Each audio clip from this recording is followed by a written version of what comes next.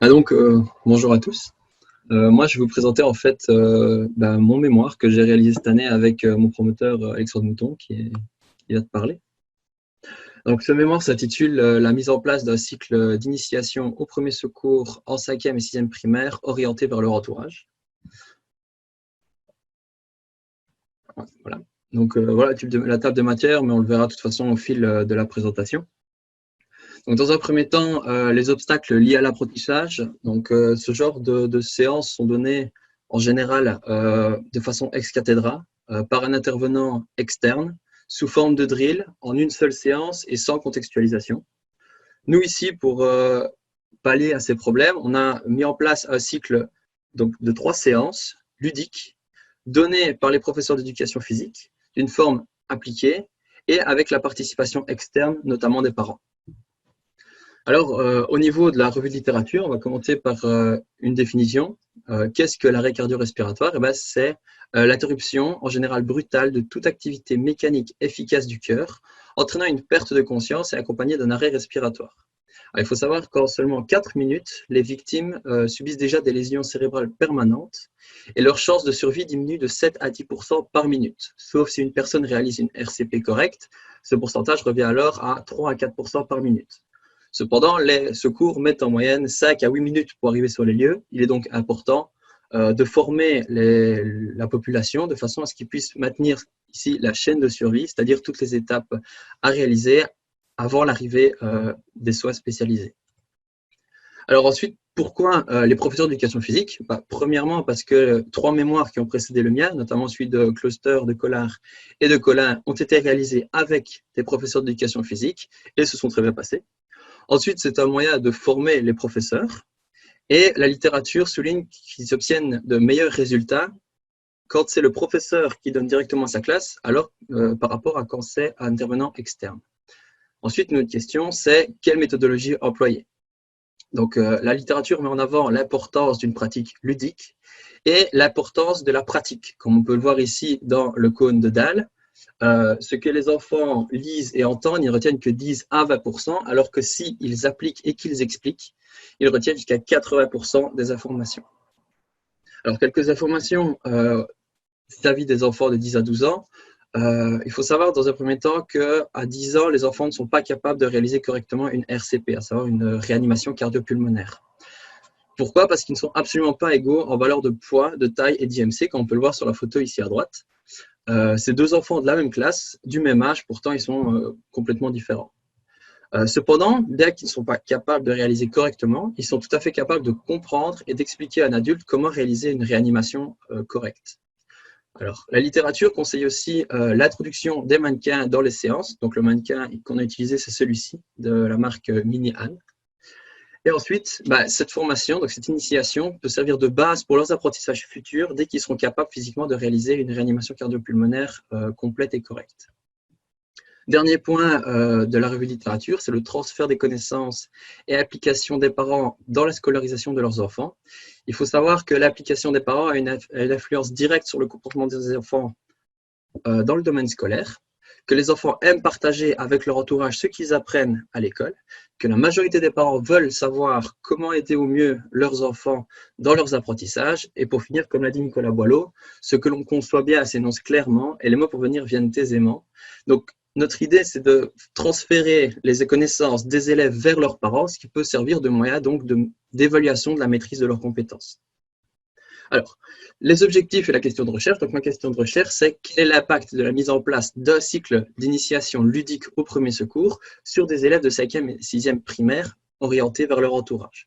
Donc, l'objectif principal, c'est l'évaluation de l'impact de ce cycle donné par les professeurs d'éducation physique de la commune de Chaudfontaine sur leur classe de 5e et 6e primaire et leur entourage. Les objectifs secondaires, ça a été d'identifier et éventuellement modifier les connaissances des élèves et de leurs proches vis-à-vis des premiers secours, identifier l'impact du cycle de premiers secours sur leur capacité à établir un constat de l'état de la victime, composer le 112 et transmettre les informations essentielles, réaliser une réanimation cardiopulmonaire RCP sur un mannequin qu'on a vu tout à l'heure, utiliser un défibrillateur externe automatisé, donc DEA, appliquer les gestes de premier secours en général, et pour terminer, évaluer si les professeurs d'éducation physique sont capables ou non de dispenser un cycle sur les gestes de premier secours. Alors, au niveau de la méthodologie, dans un premier temps, au niveau du public, on a eu 6 professeurs de la commune de Chaudfontaine pour un total de 17 classes, à savoir 10 classes de 5e et 7 classes de 6e, sur les 5 écoles de la commune pour un total de 303 enfants. Alors, le cycle, il s'est passé comme ceci. Donc, courant de l'année passée, nous avons réalisé un projet pilote dans le cadre de mes études qui s'est très bien passé. Donc, du coup, on a essayé d'approfondir ici le sujet en impliquant un peu plus les professeurs. Donc, au cours du mois de septembre-octobre, on a présenté le projet aux professeurs et obtenu les différentes autorisations nécessaires auprès de la commune. En novembre, j'ai personnellement formé les professeurs et présenté les séances comme moi je les entendais. En novembre-décembre, les professeurs ont donné les 3 séances dans leur classe et puis je suis venu évaluer les élèves après la dernière séance. Alors normalement, il devait y avoir 2 tests, donc un test de rétention théorique et pratique au mois d'avril et le traitement est donné plus tard, en avril-mai. Cependant, avec le coronavirus, il n'y a pas eu la possibilité de faire le test de rétention. Du coup, voilà plutôt comment s'est passée notre ligne du temps. Alors, au niveau du cycle, il s'est passé comme ceci. Dans un premier temps, les élèves ont reçu 2 questionnaires, un pour eux et un pour leurs proches, afin de connaître leurs connaissances préalables au cycle. On arrive ensuite à la première séance, durant laquelle ils ont abordé tous les aspects concernant l'appel des secours, donc le 112, l'évaluation de la conscience et les aspects sécuritaires, ainsi que la position latérale de sécurité. De la séance 1 à la séance 2, ils ont dû réaliser un premier devoir, durant lequel ils ont dû simplement construire un défibrillateur en papier qu'ils ont utilisé lors des 2 séances suivantes. À la séance 2, ils ont abordé tous les éléments qui concernent la RCP, à savoir les compressions, les insufflations, ainsi que l'utilisation correcte d'un défibrillateur externe automatisé. De la séance 2 à la séance 3, encore une fois, ils ont dû réaliser un devoir à domicile. Pour ce devoir, c'était simplement un questionnaire auquel ils ont dû répondre avec leurs parents. Les parents devaient écrire les réponses et c'était les enfants qui donnaient les réponses aux questions, de façon à vraiment impliquer les 2 parties. À la séance 3, plus de nouvelles informations, c'est uniquement du rappel et de la mise en situation beaucoup plus pratique des connaissances qu'ils ont abordées au cours des 2 premières séances. Avant l'évaluation, ils ont eu un dernier devoir à réaliser, c'est une évaluation par les parents. Donc, ils ont dû réaliser chez eux 3 réanimations complètes et c'était aux parents d'évaluer à l'aide d'une grille qu'on leur avait fournie, ainsi qu'une fiche avec toutes les étapes bien décrites pour pouvoir évaluer leurs enfants. Ensuite, on arrive donc à l'évaluation pratique que j'ai réalisée moi-même à la fin du cycle, qui retouchait les différents points abordés lors des séances. Au niveau des résultats, donc ici sur la gauche, on a le tableau reprenant les résultats des différentes classes avant le cycle. On peut voir qu'une moyenne totale de 6,26. Alors, on a divisé les différentes questions en 4 parties, à savoir la sécurité et la PLS, l'évaluation de la conscience, la réalisation de la RCP, donc les compressions et les insufflations, ainsi que l'utilisation du défibrillateur. On peut voir que l'évaluation de conscience, la réalisation de la RCP et l'utilisation du défibrillateur sont en échec en moyenne et dans toutes les classes. Alors qu'au niveau de la sécurité et de la PLS, on arrive à une moyenne de 6,49. Après le cycle, cependant, donc on passe de 6,26 sur 20 à 14,52 sur 20 avec plus aucun échec dans aucune des moyennes. Ici, les flèches vertes reprennent les meilleurs résultats et les flèches rouges, les moins bons résultats. Alors, un autre élément qui a été relevé dans les questionnaires, c'est savoir s'ils ont déjà été confrontés à une personne faisant un arrêt cardio-respiratoire ou une personne réalisant une réanimation. On peut voir que sur les 299 élèves meilleurs rendus les questionnaires, 52 ont déjà eu affaire à une réanimation cardio-pulmonaire, principalement dans le contexte familial et en rue, alors que le milieu hospitalier, où les personnes formées, on va dire officiellement, sont les plus présentes, n'arrivent ici qu'en avant-dernière position. Une autre question a été savoir s'ils ont déjà appris des choses dans le domaine des premiers soins. On peut voir que 94 élèves sur les 300, donc à peu près un tiers, ont déjà suivi des formations, principalement dans un contexte sportif, dans les mouvements de jeunesse et dans une séance de journée porte ouverte chez les pompiers qui a été réalisée ici sur la commune au cours de l'année passée. Alors, quand on compare les résultats des 2 questionnaires, on peut voir des résultats statistiquement significatifs, donc très positifs ici, dans toutes les classes. Si on prend dans les différentes catégories, on peut voir ici 5 éléments entourés en rouge qui ne sont statistiquement pas relevants. Donc, voilà. Alors, un autre élément qui a été relevé ici, c'est le sentiment de compétence des élèves avant le cycle, dans la première ligne, et après le cycle, sur la deuxième ligne, relevé sous forme d'échelle de Likert. On peut voir principalement que de avant à après, c'est principalement les extrêmes qui ont diminué.